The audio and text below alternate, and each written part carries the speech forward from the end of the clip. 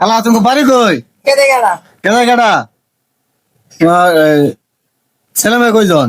ছেলে ছেলে নাই। খালু কি বেশি আছে? না বেশি নাই, মারা গেছে গা।